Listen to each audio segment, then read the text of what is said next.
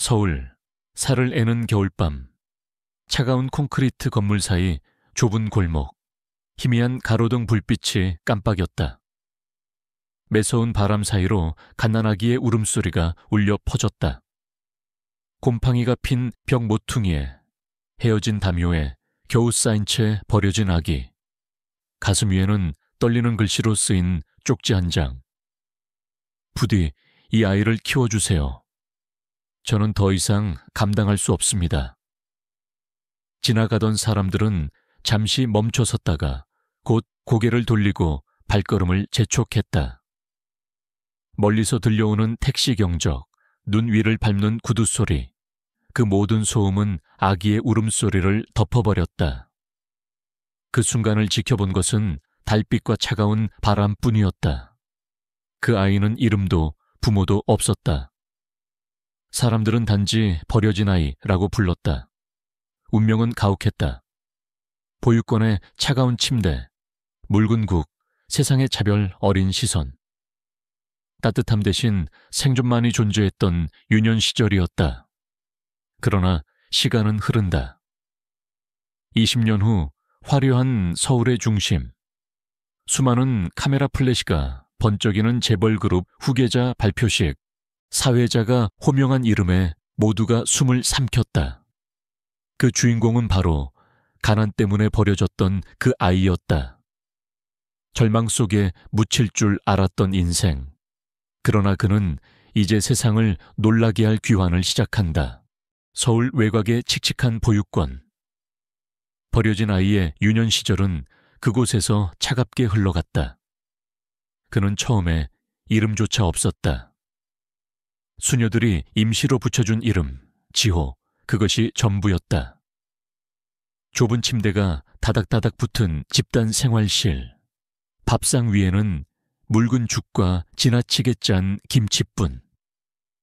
많은 밤, 지호는 낡은 이불 속에 몸을 웅크린 채 창문 틈새로 스며드는 바람 소리를 들으며 옆자리 아이들의 흐느낌을 지켜야 했다. 그 울음은 슬픔보다 배고픔 때문이었다. 일찍이 지호는 자신이 다르다는 것을 깨달았다. 다른 아이들은 일요일이면 가족이 찾아와 과자를 건네고 안아주었다. 하지만 그는 언제나 문 뒤에 숨어 그 광경만 바라보다 돌아서야 했다. 버려졌다는 사실은 어린 마음에 지워지지 않는 흉터가 되었다. 초등학교에 들어가면서 차별은 더욱 뚜렷해졌다. 낡은 옷, 꿰맨 흔적이 가득한 신발. 어느 날 선생님이 가족 그림을 그리라고 하자 지호는 한참 동안 연필을 들고도 아무것도 그리지 못했다. 그릴 가족이 없었기 때문이다. 아이들은 비웃으며 말했다. 고하잖아, 아무도 필요로 하지 않는 애. 그 말은 칼날처럼 마음에 새겨졌다. 그러나 어둠 속에서도 지호는 강인함을 보여주었다. 적은 음식을 어린아이에게 양보했고 수녀들을 도와 청소하며 새로 들어온 아기를 안아주었다. 교장은 이렇게 평했다. 지호는 말은 적지만 눈빛은 누구보다 강하다. 바깥 세상은 화려했지만 지호의 세상은 보육권의 시멘트 마당뿐이었다. 밤마다 계단에 앉아 하늘을 올려다보며 속삭였다. 언젠가 누군가 날 찾으러 온다면 용서할 수 있을까? 하지만 시간은 흘렀고 아무도 오지 않았다. 그 혹독한 어린 시절은 지호에게 특별한 의지를 심어주었다. 그는 장난감이나 사치를 꿈꾸지 않았다. 오직 하나, 언젠가 당당히 서서 고아라는 낙인을 지워내는 것. 그것이 그의 유일한 바람이었다. 지호가 15살 되던 해, 그가 자라던 보육권은 운영비 부족으로 문을 닫았다. 어린아이들은 다른 시설로 보내졌지만 이미 노동 가능 연령에 들어선 지호는 홀로 세상에 내던져졌다. 손에는 낡은 청가방 하나와 신부님들이 챙겨준 헌옷 몇 벌뿐이었다. 처음에는 분식집에서 허드레시를 했다. 설거지, 청소, 무거운 쟁반 나르기. 푼돈으로 겨우 곰팡이 핀 반지하 방세를 냈다. 하지만 지회계는 그것마저도 집처럼 느껴졌다. 그러나 세상은 더 가혹했다. 가게 사장은 잔업을 시키면서도 돈을 주지 않았고 실수로 그릇을 깨뜨린 날에는 손찌검까지 했다. 쓸모없는 놈, 부모한테 버려진 게 당연하지. 그 말은 깊은 상처를 찔렀다. 지호는 아무 대꾸도 하지 못한 채 눈물을 삼켰다. 밤이 되어 방으로 돌아와 가방 속에서 꺼낸 건 오래된 쪽지 한 장. 부디 이 아이를 키워주세요.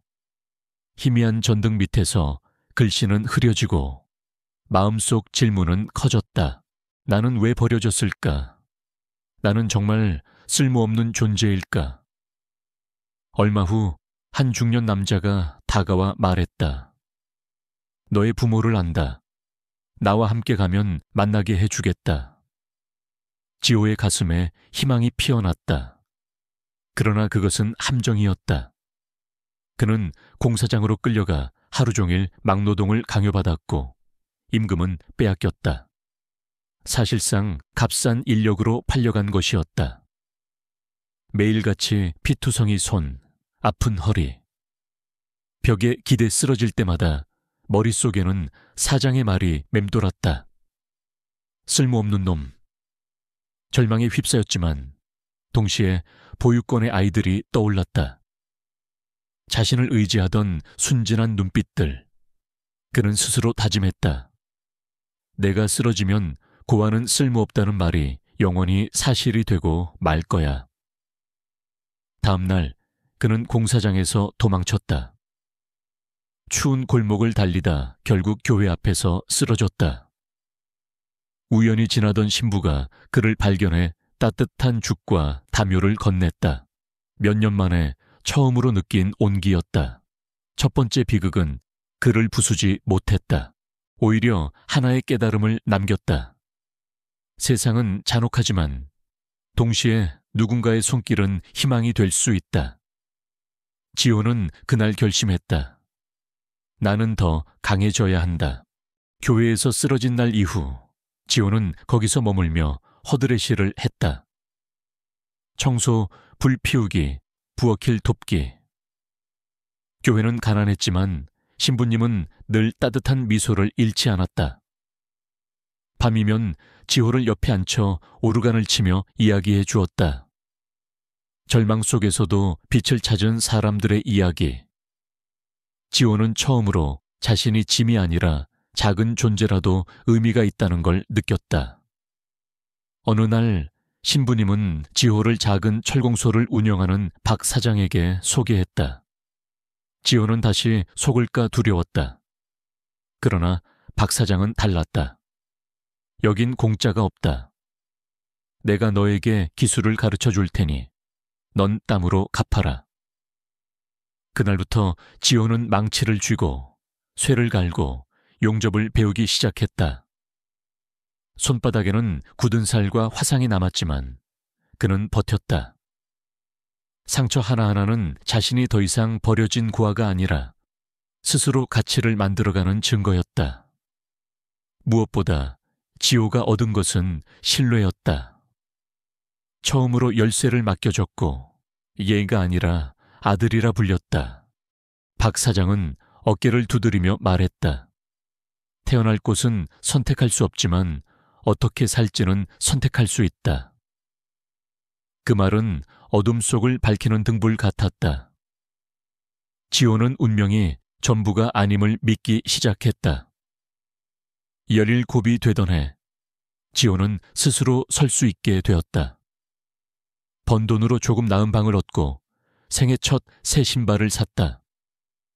거울 속 얼굴은 여전히 마르고 지쳤지만 눈빛은 달라졌다. 희망이 비치기 시작한 것이다. 그는 옛 보육권을 다시 찾았다. 이미 폐허로 변했지만 벽에 몇 글자를 새겼다. 나는 살아남았다. 그것은 선언이자 다짐이었다. 앞으로도 절대 무너지지 않겠다는 다짐. 희망의 불빛은 아직 작았지만 길을 밝히기에 충분했다. 지호는 알았다. 이것은 단지 더 큰 여정의 시작일 뿐이라는 것을. 시간은 흘러 지호는 18살이 되었다. 철공소에서 묵묵히 일하며 박 사장의 신임을 얻었지만 임금은 겨우 끼니를 이어갈 정도였다. 화려한 서울의 불빛은 여전히 멀게만 느껴졌다. 밤마다 좁은 방에 돌아오면 지호는 작은 나무 상자를 열었다. 그 안에는 버려졌을 때의 쪽지, 모아둔 동전 몇 개, 보육권 친구들과 찍은 사진이 있었다. 그것은 힘이 되기도 했지만 동시에 무거운 짐이었다. 나는 언제쯤 이 어둠에서 벗어날 수 있을까? 세상은 여전히 잔인했다. 배달을 가던 중 또래 무리에게 조롱을 당했다. 그 아이잖아. 평생 남의 짐이나 나르겠네. 그 말에 지호는 고개를 숙였지만 속은 분노로 들끓었다.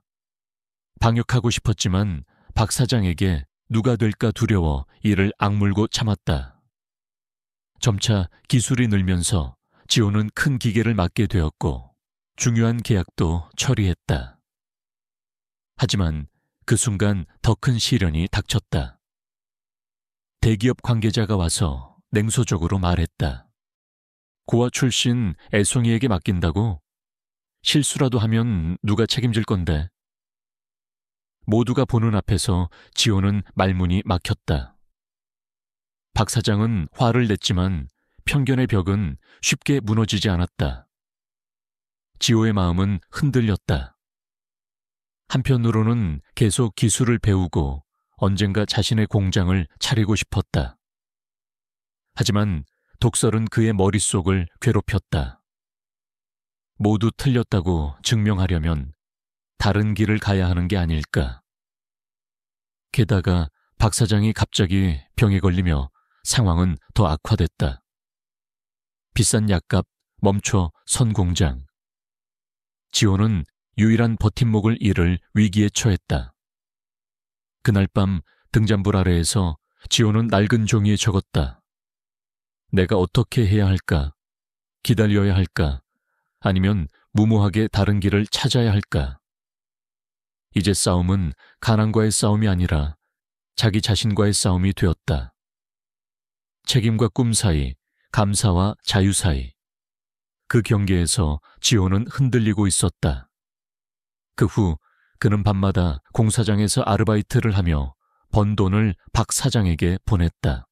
피투성이 손, 무너져가는 몸. 그러나 그는 이를 악물었다. 때때로 또래 청년들이 거리를 활보하는 모습을 보며 속삭였다. 내게 단 한 번의 기회만 있다면. 그리고 바로 그 간절한 바람 끝에 지호의 운명을 뒤흔들 사건이 다가오고 있었다. 어느 비 내리는 저녁, 지호는 공사장에서 퇴근하던 길이었다. 젖은 신발, 지친 몸. 그러나 마음속에는 병원에 있는 박 사장 약값을 어떻게 마련할까 하는 걱정뿐이었다. 그때 번화가 앞에서 소동이 일어났다. 고급 승용차 한 대가 통제를 잃고 한 중년 여성을 향해 돌진했다. 지호는 망설임 없이 달려들어 여성을 밀쳐냈다. 브레이크 소리와 함께 그는 어깨를 크게 다치고 쓰러졌다. 눈을 떴을 때 그는 낯선 병실에 누워 있었다. 옆에는 잘 차려입은 중년 남성이 서 있었다. 차가운 눈빛으로 물었다. 내 이름이 뭐지? 지호, 그뿐이에요. 잠시 침묵이 흐른 뒤 병실 문이 열리고 구한 여성이 들어왔다. 고급 옷차림, 위험 있는 분위기. 그녀는 지호를 보자마자 손을 떨며 외쳤다. 이 얼굴, 설마... 남성은 급히 제지했다. 확인부터 해야 합니다. 며칠 뒤 DNA 결과가 나왔다. 지호는 20년 전 사라진 혜성그룹의 후계자였다. 그 여인은 혜성그룹의 회장이자 그의 어머니였고 중년 남성은 장남, 즉 그의 친형이었다. 언론은 폭발했다. 버려진 아이, 재벌 상속자로 돌아오다. 신문 한 면마다 그의 얼굴이 실렸다. 그러나 지호의 마음은 복잡했다. 분노와 슬픔이 뒤섞였다. 그렇다면 왜 나는 버려졌던 거지? 왜 굶주림과 모욕 속에서 자라야 했던 거지? 부모가 그렇게도 강했으면서. 회장은 그의 손을 잡고 눈물 흘리며 말했다. 그건 내 탓이 아니다. 누군가의 음모로 너는 죽은 줄 알았어. 나는 널 20년 동안 찾아왔다. 설명은 위로가 되었지만 동시에 상처를 더 아프게 했다. 보육권, 멸시, 고통은 단순한 말로 지워지지 않았다. 가족 회의에서 논쟁은 격렬했다. 철공소에서 자란 아이가 그룹을 이어받을 자격이 있나? 그러나 그는 핏줄이 분명하다. 지호는 침묵 속에 앉아 있었다. 어릴 적 고아라 조롱받던 기억이 떠올랐다. 이번에는 가족이 그 시선을 보내고 있었다. 밤, 그는 발코니에서 서울의 불빛을 바라보았다. 차가운 바람 속에서 스스로에게 물었다. 나는 누구인가? 고아인가? 상속자인가? 권력을 가지게 된다면 복수할까? 아니면 용서할까? 절정의 순간. 지호는 인생 최대의 선택 앞에 서 있었다. 정체가 드러난 이후 지호는 두 세계 사이에서 흔들렸다. 곰팡이 핀 옛 방과 화려한 저택. 과거와 현재가 교차했다. 언론은 떠들썩했다. 현대판 신데렐라라며 치켜쓰는 이도 있었지만 고아 출신이 그룹을 이끌 수 있겠나라며 비웃는 이도 있었다. 말 한마디마다 과거의 상처를 다시 찔렀다. 마음속 갈등은 깊었다. 원망과 분노가 차올랐다. 그러나 어머니의 눈과 주름과 희끗한 머리를 볼 때마다 가슴이 무너졌다. 어느 날 밤 어머니는 떨리는 목소리로 말했다. 널 탓할 자격은 없어. 하지만 부탁이다. 등을 돌리지 말아다오.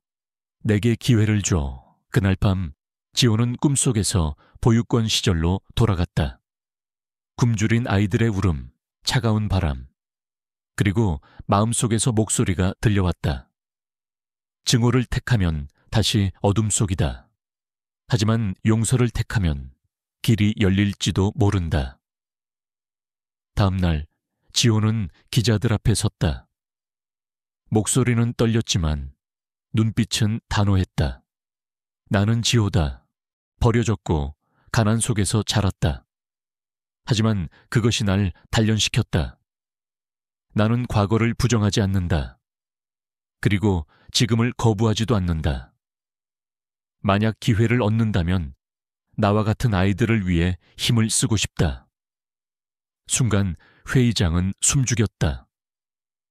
카메라 셔터 소리가 연달아 울렸다. 사람들은 더 이상 불쌍한 소년이 아닌 굳건히 선 한 남자를 보았다. 혜성 가문 안에서도 변화가 시작됐다. 가장 강경히 반대하던 형조차 다가와 어깨를 두드렸다. 생각보다 네가 더 어울릴지도 모르겠다. 화해는 하루아침에 이루어지지 않는다. 그러나 지호는 첫걸음을 내디뎠다. 그는 어둠에 삼켜지지 않고 그것을 빛으로 바꾸기로 선택했다. 그해 봄 서울은 벚꽃으로 물들었다. 혜성그룹의 대규모 기념식이 열린 광장 무대 위 지호는 단정한 정장을 입고 수많은 카메라 앞에 섰다. 눈빛은 흔들림 없이 담담했다. 연설을 청하자 지호는 잠시 눈을 감았다. 보육권의 추억, 반지하방의 추위, 어머니의 눈물이 스쳐갔다. 그리고 그는 말했다. 나는 과거를 지울 수는 없다. 하지만 그것을 힘으로 바꿀 수 있다. 나는 버려졌고 가난 속에서 자랐다. 그렇기에 오늘 이 자리에서 약속한다. 혜성그룹의 수익 일부를 고아와 불우아동을 위한 기금으로 쓰겠다. 어떤 아이도 내가 겪은 고통을 반복하지 않도록. 순간 장내는 뜨거운 박수로 가득 찼다. 카메라는 객석의 회장을 비추었다. 어머니는 눈물을 흘리며 웃고 있었고 병세가 호전된 박 사장도 자리에 앉아 미소를 지었다. 지호는 무대에서 내려와 어머니와 형의 손을 굳게 잡았다. 벚꽃잎이 하늘에서 흩날렸다. 그것은 단순한 해피엔딩이 아니라 선언이었다. 버려진 고에서 시작한 지호가 이제는 희망의 불빛이 되었음을. 이야기는 여기서 끝입니다. 이 이야기가 흥미롭고 의미 있다고 생각하신다면 구독 버튼을 눌러 채널을 응원해 주세요. 앞으로도 여러분의 마음을 울리는 이야기들을 전해드리고 저희가 더욱 굳건한 결단과 희망을 가질 수 있도록 돕겠습니다. 여러분의 삶이 항상 빛과 믿음으로 가득 차기를 바랍니다.